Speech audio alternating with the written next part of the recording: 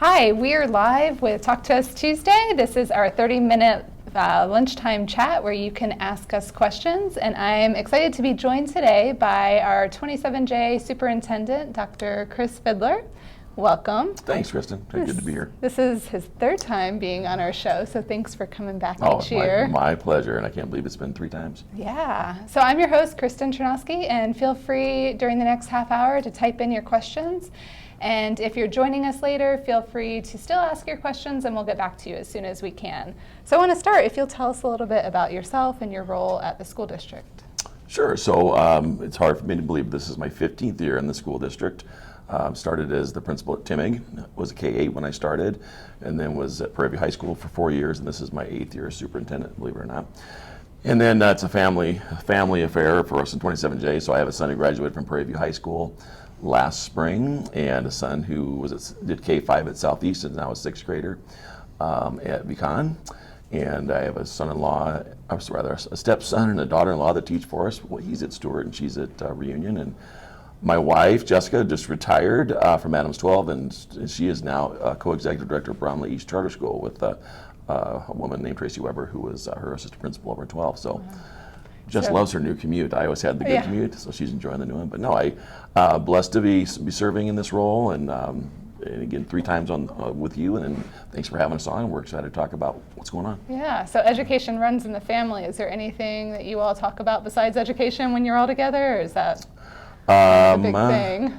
That's a big thing. Yeah. And then we chase around our kids in terms of the different activities. So our little guy, who's, as I said, 6th grader, his favorite sports was what is ever in season, and sometimes they overlap, but he's a baseball, basketball, and soccer player, so we're always chasing him around. And then Jess's two boys, her oldest boy played college ball at Regis, and then Ryan is playing at Mesa, playing college ball and baseball. And then we talk about working out. My wife's kind of a nut about that. I should be really thin, but I like to eat. So she drags me to the gym, and then I eat because I think I've worked out. And it's a good balance. Yeah, well, it's a good balance, yeah. That's my perfect weight for if I were 6'5", but I'm not 6'5". Well, that's just how it is. Yeah. So we're here at Historic City Hall. Mm-hmm. Can you tell us a little bit about what's going on here and what you all are celebrating? Oh, absolutely. So it's an exciting time for 27J schools. We are celebrating we will celebrate a 135th anniversary on Friday, September 13th. So we were here last night in a very crowded hallway and museum with, as I shared last night, there's a lot of history in our exhibits, but there's a lot of living history in the hallway last night. So many of our past board members, retired staff were here. There are probably 50 or 60 folks that joined us. Our communications team puts together a wonderful display here, and then we also have a display at the Educational Services Center. We actually have the cornerstone from 1897 for what they called the graded school. It used to sit just south of North Elementary there on Bridge. And then other fun things that Tracy and their team have orchestrated. We've had proclamations honoring 27J and their anniversary from the city of Brighton. Adams County did theirs this morning, and then Commerce City and Thornton, I think, are slated for a little bit later in the month. And then last but not least, on Friday, on the actual anniversary date, we're having a group come in and talk about basically rural frontier education at South Elementary. So they're having an assembly about what life was like in the late 1880s. Nice. I think they're a group out of Fort Lupton, I think. I'm looking at Tracy, I think I have that right. So it's exciting. I mean, it's a big deal, and they've done a great job of making it something special. And 135 years is a long time. It is. We've changed a lot over the years. Yeah, so tell us a little bit, like what have been some of the changes that you've seen during your time? Gosh, when I started in 2005, we had roughly 10 or 11,000 students that fall. We will be well over 19,000 students this fall for our enrollment pre-K through 12th grade. If you go back a little bit further, it was as recently as the year 2000, we had about 5,800 kids. So we've really grown. Yeah. We've seen a large resurgence, if you will. The last 3 years, we've basically grown the size of a middle school. So as we sit today, I think we're at 644 more students than last October. Last year, our number was 851 in terms of growth, and the year before that, it was 700 and change, I think. So really, we've grown a middle school a year for the last 3 years. So yeah, I mean, it's the other thing that's fun is it may confuse people is when we were incorporated as a school district, we were Arapahoe County. I think there were like 10 counties back then, and I learned that last night back in the museum. Where there's a map from the 1880s and the original counties in Colorado. Yeah. So we were Arapahoe County at the time, and of course we're Adams now. But yeah, there's a lot going on. We're growing like mad, and you know that here in Brighton, and the other municipalities are experiencing that as well. So 19,000 students, how are you all handling the growth? What's the future plans for that? Well, the way we've handled growth the last 4 years has been, really the gift from the voters from 2015 on our successful bond. Those proceeds have built, first and foremost, we expanded Brantner Elementary over in Thornton and added a second wing to that building. That was the first project we kicked off. We built and opened Reunion Elementary School, which is down in Commerce City.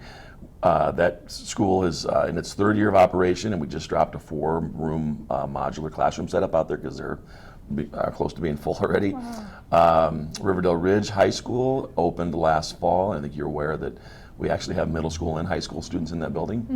Quist Middle School, which is being built across the street, will open in January, which is about 7 months ahead of our schedule. We thought we'd do that in August. So we'll move those middle school kids across the street over winter break. And then we broke ground on Elementary 13, which is out in Brighton Crossings, and we'll open that building in the fall. And we did a lot of work in Brighton proper, so you think about the renovations at Brighton Heritage Academy. Northeast got a full-blown renovation. Vacom was renovated and expanded. So we're really grateful for the voters for saying yes in 2014 or 2015. Yeah. They said no in 2014. You may recall that, 121 votes.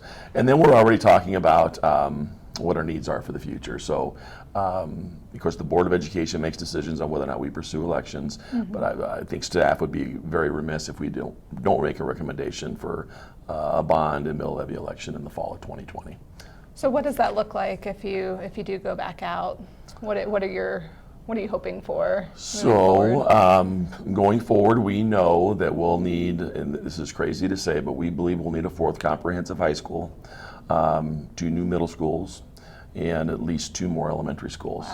Wow. So our long-term growth, I think through 2028, we expect to be north of 26,000 students. Wow. And we've done all of what I call the goofy things, right? So the split schedules. And when I first started in the district in 2005, in the South schools, we were on what I call the year-round tour. So we were out there talking about a year-round calendar for elementary schools. And at that time, Dr. Rod Blunt came in as our new superintendent, kind of put the kibosh on that. And then we started, we were successful in 06 with a bond election that prevented those year-round calendars because people aren't. They're not any more fond of those than I think they are of the split schedules at the high schools. So I would like us to be proactive and really be ahead of that growth curve and instead of behind it. We seem to always be a little behind. So it'd be wonderful if the community would support that. And the other piece that's of interest, I think, for 2020, we believe we can ask the question on a bond to build the buildings without raising their bond mill levy. Okay. So you can't say that their taxes won't go up because that all is based on the valuation of their homes and properties. Right. But we think we can leave the tax rate the same for a bond. The mill levy override is different. That would have to be some sort of an increase. Okay. Yep. Great. So again, we're live with Dr. Fiedler from 27J Schools. So if you have any questions, feel free to leave them and we'll try and get to you as soon as we can. So I want to talk about the 4-day school week. You now have a whole year under your belt. What have you heard from the community about how that's going? How do you feel it's gone? Well, as we mentioned off camera, I was out at Stewart Middle School this morning talking to a parent group out there, and often when I go out and speak to parents, I tell them, hey, ask me anything you want. I'm not afraid of the questions. I wouldn't say that if I didn't mean it.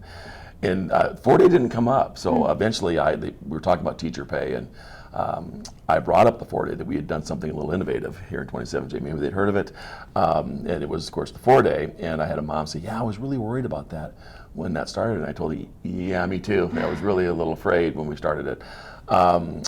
It would appear, based on the feedback that I've received, it's worked really well for intended purpose in terms of attracting, retaining, and developing teachers. That's been a huge home run for us, given where we rank in terms of pay for teachers. We've been able to attract good folks. We've actually hired almost 600 new teachers over the last 3 years, about 200 a year, because we're growing so quickly. And then we made a strong investment of about $3 million that enriched the staffing formula for the high schools. Did that last budget year, so there were an additional 36 high school teachers that were hired across those 3 buildings. But anecdotally, I mean, it's funny, people come up, if they don't like it, they probably won't say anything, but I live in the community and I have been involved with sports and things, and I've had many parents say, I wasn't sure how I was going to like that, but I would really like it. Yeah. And people have adjusted. We're grateful to all of the community organizations that have helped with Mondays, the City of Brighton included, because you're all doing programs out at the Rec Center. Commerce City's done the same. Multiple folks that have stepped up to provide those opportunities. And then, of course, daycare was the real hot button for us. And we offered that last year at 8 different school sites. And honestly, the demand was such that we've reduced it to 5 sites this year. And we're serving about 300 kids on Mondays.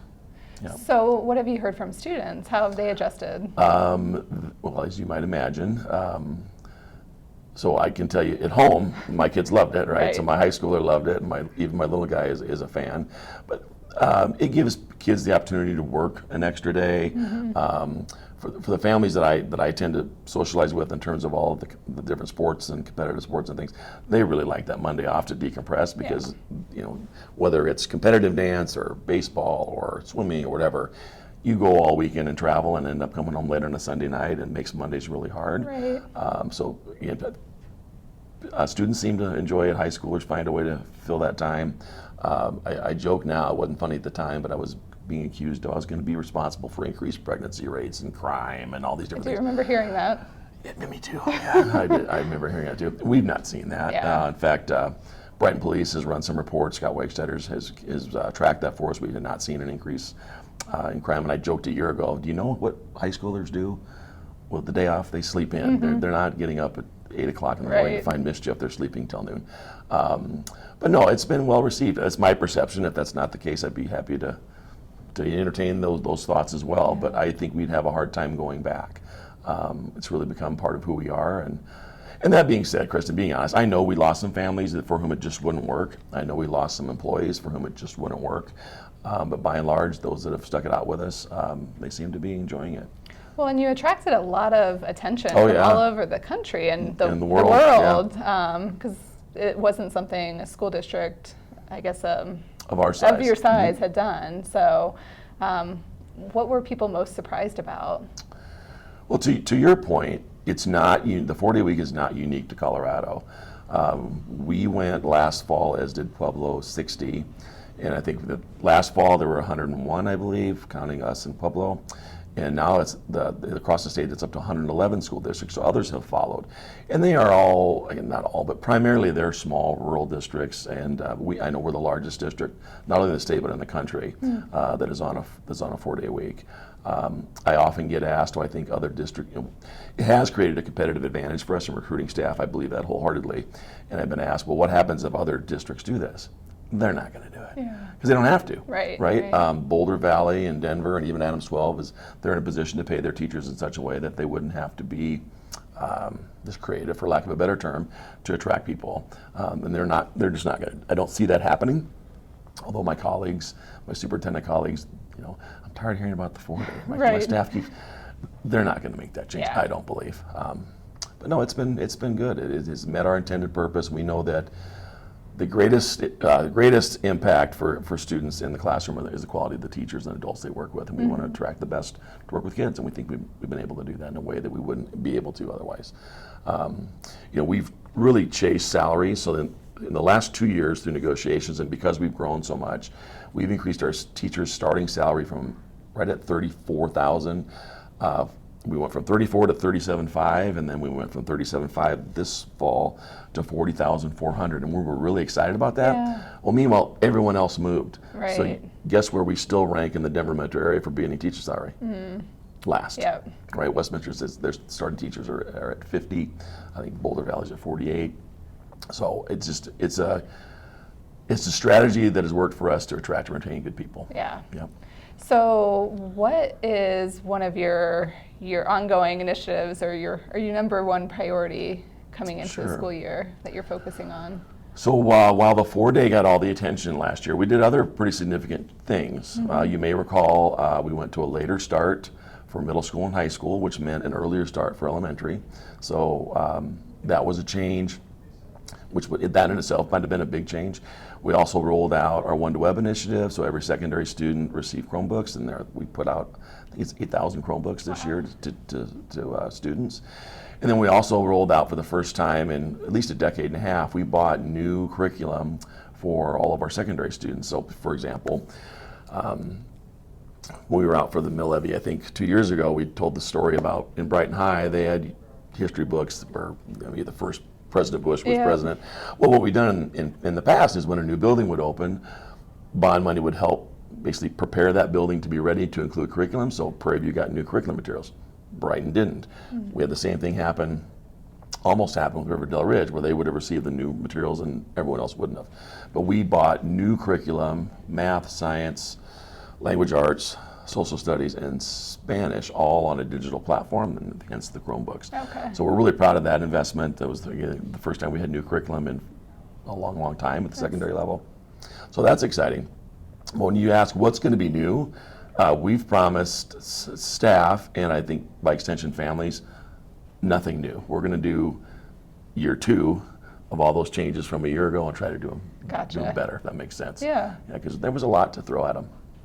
I got a question here that's come in from our Brighton Historic Preservation Commission. I think we know who might be asking this question.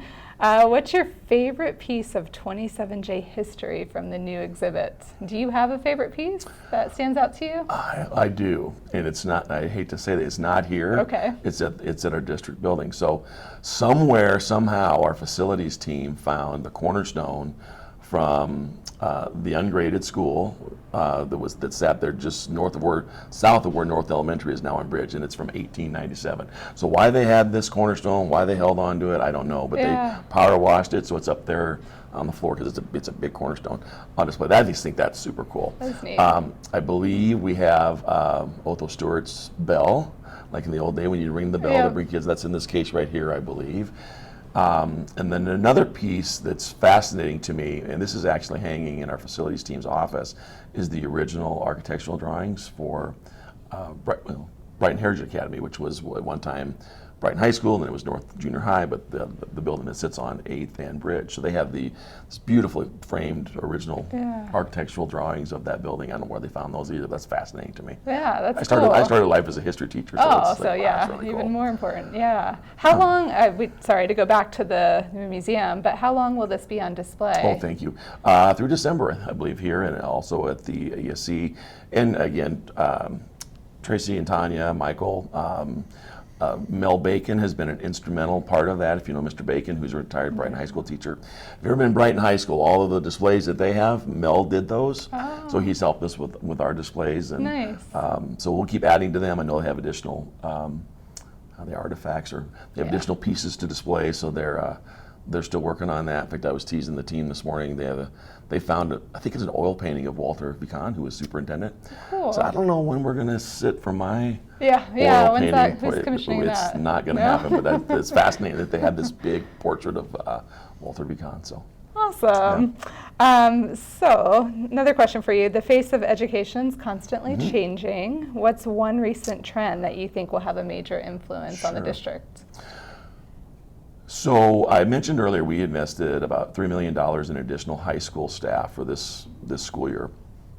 And that was intentional. So the graduation requirements for the class of 2021 and beyond are beyond what I would call the traditional seat time, right? Take the class, get a passing grade, and move on. So there's a competency-based requirement now. Came from the state. We've, of course, adopted that as well. And we knew that to meet those competency-based requirements, we would need additional teachers in there to help kids hit that mark. So they can demonstrate competency in math and language arts through an SAT score, through an ASVAB test, through an industry certificate, through current technical ed. I'm probably forgetting concurrent enrollment through Front Range, those types of things. So one of the things that we're really chasing along those lines is current technical education. So we have 31 programs currently that end in a vocational certificate that basically says those kids are ready to go to work. Okay. So we're really chasing, excuse me, in 27Js around the 3 E's. So enrollment in post-secondary ed, enlistment in the armed forces, or employment out in the workforce. Okay. So that's and you've seen that. So you think about Brighton got wonderful press thanks to Mike Rowe and Returning the Favor. If you saw that piece, really all around skilled labor, and the huge need for those folks to go out and do that type of work and make a fabulous living, right? So it's not just us that has turned an eye towards career technical ed. So that I expect that to be part of our question in 2020 in terms of how we expand those programs, space to do that. But that's exciting. Yeah. I think for too long, educators have bought into, Kristen, to be successful, you really probably better go to college. And we're guilty of that because that was our path, right? And I think that's a false narrative, right? So you have all these kids going off to college, incur a bunch of student debt, and then come out and can't make it work. So we're excited about our career and technical ed opportunities and to explore those and expand those possibilities for kids. Great. Good question. We have a little bit longer, so if you have any questions, feel free to leave us your question. We'll try and get to them. And if we miss you, if you're tuning in later, still leave us your question and we'll get back to you as soon as we can. So a couple more questions. On an especially tough day, what keeps you going? That's easy. And my kids, my wife and I have 6 kids, hers, mine, and ours. For me, it's my little guy Luke, right? So, and last year it was both him and Drew, but Drew, he was almost done. He graduated from Prairie View. But no, I mean, he embodies for me all of the 19,000 students that I'm responsible for, and our team is responsible for, to make sure that they have a good experience, a good education, that they feel safe, that they feel valued. But he really is. I didn't want to be an older parent. We just decided we'd have one. We decided we'd have one more, right? So, while some of my contemporaries, my classmates from high school and college, are now grandparents, I've got this little guy running around. No, it's not my grandson. But no, he's a huge motivator. And then, as I mentioned before, I have my stepson Ty, his wife Megan, both teach for us, and it's hard work. Back to teacher salaries. Those 2 kids lived with us the first year they were married on a teacher salary because they couldn't make it work, right? Help them to get started to buy in their own home, and but no, I mean, whether it's my own kids or the kids I go out and see in buildings. I was out at Stewart this morning. Fabulous kids, talking to the 3, Fabricio Velez is the principal out there. He introduced me to the 3 kids that read the announcements, so I'm teasing them about, well, do you have an announcer voice? You should work on an announcer voice, and they're all looking like I'm crazy. Yeah. But no, it's the kids and the people that I work with. I joke often that I'm Phil Jackson. If you're a Bulls fan. I'm not. Yeah, well, so Michael Jordan, Scottie Pippen. So I feel like Phil Jackson. I've got this fabulous team. Yeah. And the amount of work that they accomplish on behalf of kids in our community it astounds me. Yeah.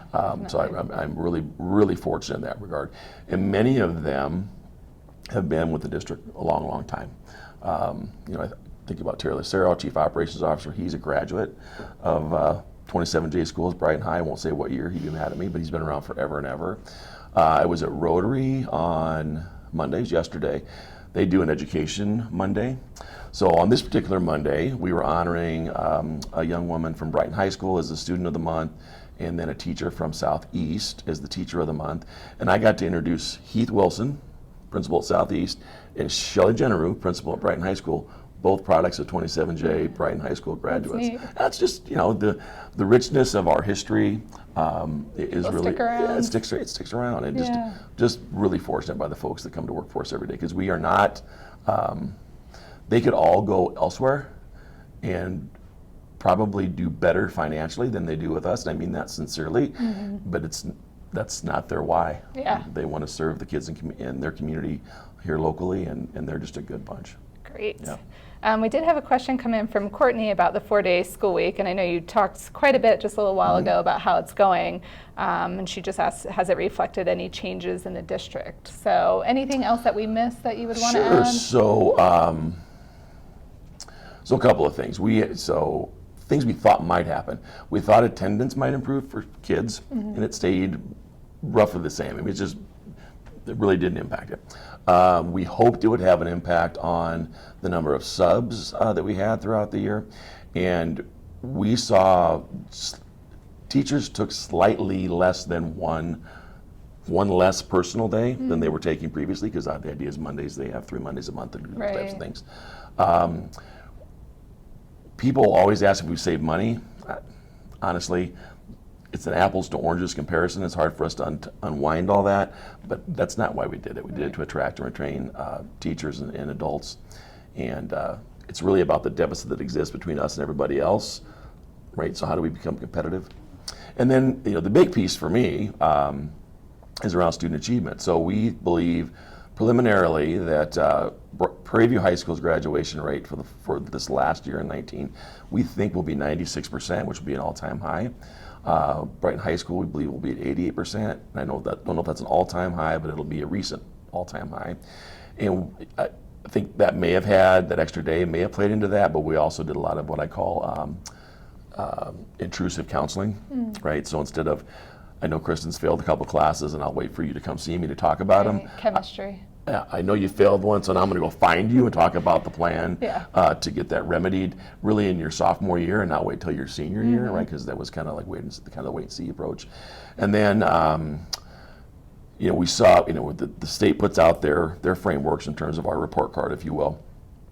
We saw really a split between schools. I think we had 10 schools improve their school performance framework score. We had 11 that went down. So really an even split, so I don't think the 4-day played into that. We had one school whose score was exactly the same. Their achievement and their growth data were a little different, but they were exactly the same. And then we had 2 new schools open, Quist and Riverdale Ridge, and we had one open well in terms of their first school performance and one less so. So I don't think, time will tell. Yeah. So I'm really, really interested in next year's data to see, again, once we do year 2 of the same things and get to be better at those things, Right. See where we land. But I'm betting on it. I said that a year ago, that I'm betting on it being a way for us to improve student achievement, because that's really that's what it's about. Yep, right? that's great. I got 2 questions that just came in that we'll try and get to. Connie asked if you can tell her how inclusion looks in the schools, the school district. Sure. Inclusion. So we had a conversation yesterday about it, what it means to be inclusive. We're not there, so I'll give you a great example of, I think it's a sin everyone has, right? So when we try to do engagement and include people in the community and parents in our schools, we generally do the all call. Well, everyone's invited, right? And I don't think Brian's watching, but maybe is. So Brian Madison is a former board member at 27J, and he used to say, when you invite everyone, you're really inviting no one, right? So we just had this conversation with district leadership about how we are more intentional about being inclusive. We're not where we need to be. We spent all of last year, district leadership, so my executive team, and then principals and directors across the district, all around bias and equity trainings. We had a gentleman come in, and we spent 9 months, 2 hours a month doing that.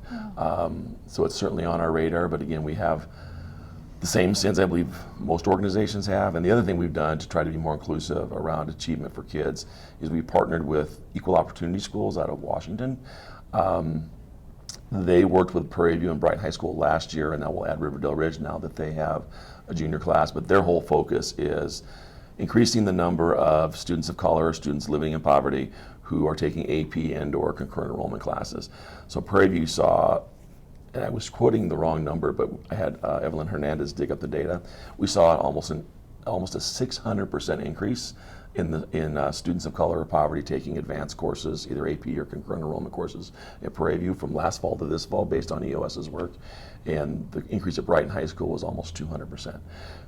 And it's really about addressing the list of dumbs, all the dumb stuff that we do that we've always done, and why do you do it? Well, we've always done it that way. Right. But really identifying kids' strengths and taking a look at which students are taking those courses. They look exactly the same on paper, but they present differently. It was really eye-opening in terms of all the silly things we did that were preventing our students of color from having access to those courses. We're really proud of that work. Nice. We have a long way to go. To Connie's question, we're not there yet, but it's certainly on our radar to be better. Okay, and one more question. Connie says that she came from DPS and wondering why 27J doesn't have any field trips.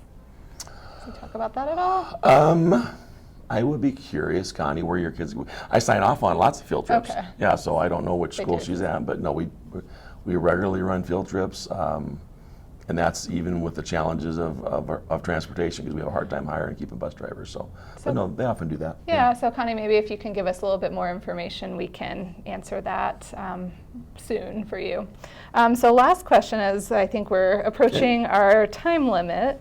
What excites you about the world of education? I'm excited about our work. There's really no place I'd rather be. It's really is an honor and privilege to serve in 27J schools. Many of the principals that I work with, I served with as principals, and then some of those folks are promoted within the organization. So I feel we've been together a long time. Most people I know, most people I think know that Rod Blunk and I knew each other on the Eastern Plains. So we had really 6 years of stability with Rod as superintendent, and then I transitioned in. This is my 8th year. We've been really, really lucky in terms of stability of leadership, and not only that, but also really quality boards. They allow us to do the work. They're a policy governance board in John Carver's model. They set goals for us and then let us go chase them. And so I'm excited about I guess the seeds we planted, or all that changed from last year, to see where that will go in the future. And my team knows I desperately want us to be a district that is green, right? A performance district. Right now, the only district in Adams County, the Metro District, that can make that claim of being a performance green district is Adams 12. Kills me that they got there before us, and I want to make sure we get there. So we're an accredited district on an improvement plan, okay, as are the other Adams County Metro districts. But I want to be the best we can be for our kids and be a district that everyone can believe in. Great. I'm excited about the work.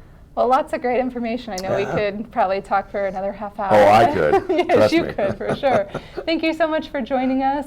If you're tuning in later, we can still answer your questions, so leave us a comment and we'll get back to you. And we'll be back next month. Have a great day, and thank you. Thank you, Kristen. Appreciate it, as always. 3 times. Next 3 time times. is Tracy's turn.